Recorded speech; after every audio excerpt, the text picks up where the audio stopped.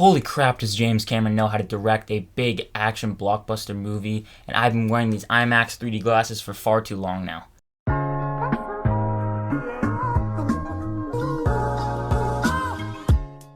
Avatar: The Way of Water is the long-awaited sequel to the original Avatar, and it once again stars Sam Worthington, Zoe Saldana, Sigourney Weaver, and Stephen Lang. In this movie, we see Jake Sully living with his newfound family formed on the extrasolar moon Pandora. Once a familiar threat returns to finish what he previously started, though, Jake must work with Neytiri and the army of the Na'vi race to protect their home. Now, I know many of you have been waiting 13 years for this long-awaited sequel. It has been far too long since we've seen or been back to the world of Pandora. I personally did not see the original Avatar in theaters, but I have seen it once or twice over the past couple of years, and I think it's a good movie. I'm not in the boat that thinks it's like the best thing ever. So going into this one, I was a little skeptical, but I was pretty excited because the visuals and the trailers just looked incredible, and I was so excited to jump back into this world, if only for that. I came for the visuals, but I stayed for the story because this is definitely a better movie than its predecessor, and I think it is such a great time at the movies. Before we get more into my in-depth thoughts on this movie, make sure to hit that like and subscribe button if you enjoy the rest of this video, and comment down below what are your thoughts or expectations on Avatar: The Way of Water.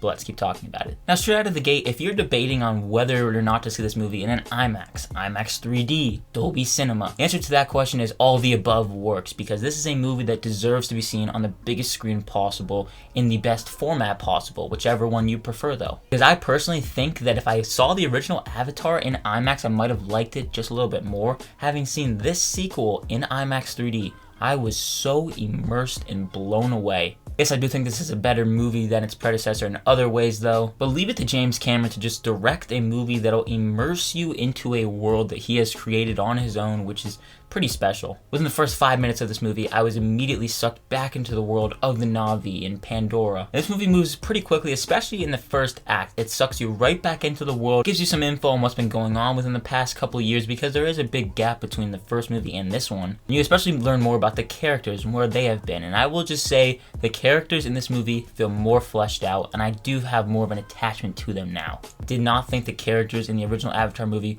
were all that special. They're written pretty poorly, and there wasn't anything too special about them or memorable about them. Luckily, in this movie, the writers took more time to flesh out the characters. There was a lot of time spent to continue developing our main characters, but also learn more about our new characters, especially the children of Sam Worthington and Zoe Saldana's characters. And speaking of those two actors, I think one, Sam Worthington is better here than he was in the original. I think over the years he has just become a better actor. His accent still really annoys me. It's not as bad as it was in the original movie, luckily, but it's pretty distracting here. I think he could have very easily cast another actor in the role, but I digress. We now have Sam Worthington in the role. And Zoe Saldana just continues to deliver nothing but greatness in each of her performances. She's a true star, especially how she's able to capture her emotions in mocap. Obviously, because we don't see Zoe Saldana physically, because we see Neytiri of the Na'vi tribe. I think what she's able to do in this movie, she goes to some extreme lengths. Her character in this movie goes to some pretty dark places, and in those moments she definitely delivered. And in terms of Stephen Lang's villain in this movie, I don't think he is still the greatest villain. Luckily, like I mentioned, this movie spends time with its characters, and he does get a bit more fleshing out. He gets a little bit more depth to him,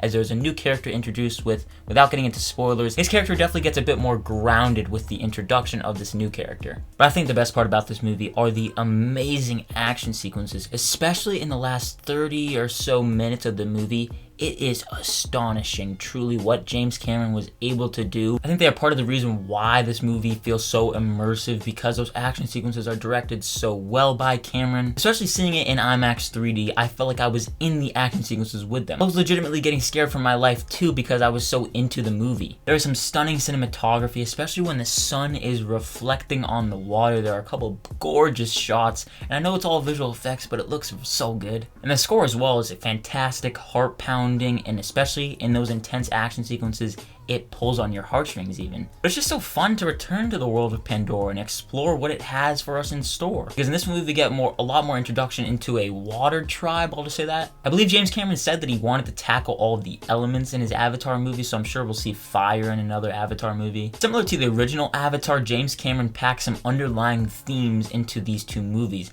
This one including animal abuse, now that can affect even just the people around these animals, because these animals are a part of their culture and just their way of life. Also also finding a family and learning what it means to be a part of said family. And these are the little things that I wanted to see in the follow-up to the original Avatar. I felt that the original movie was lacking a lot of depth in the writing. I do think this one just takes it to another level, adding more depth, spending more time with the characters. I just can't emphasize enough how many thrilling moments there are in this movie. Like I said, that last 30 to 45 minutes are just astonishing. But getting into my issues with this movie that were expected on my part, I knew this movie was going to be too long, and it is a bit too long. Clocking it over 3 hours, I was definitely checking the time here and there, especially in the what felt like elongated second act. It's a bit overstuffed, and I could have done without the subplot involving Sigourney Weaver's character, actually. In the end, obviously, all of it comes together, and this subplot justifies its existence in this movie. I don't think it was a necessity to have in the movie, and you could have done without it. I just want to preface that I am able to overlook a simple story and simple writing that isn't like anything groundbreaking due to just the overall experience that I had watching this movie. Just leave it to James Cameron to direct a truly immersive experience. This is an action blockbuster that is impressively crafted and one that deserves to be seen on the big screen. I would go without necessarily needing to be said now how beautiful the visual effects are in this movie. They are truly stunning and probably the best that have ever been put to film, in all honesty. It's truly cinematic and full of spectacle. Now I can see why it took him so long to make it. But you're talking about the action sequences, the score, the performances, and the characters. This is a movie that you should go take as many people as you know, gather them all together, and go to a theater and just experience it with your loved ones. I'm gonna give Avatar: The Way of Water a B+.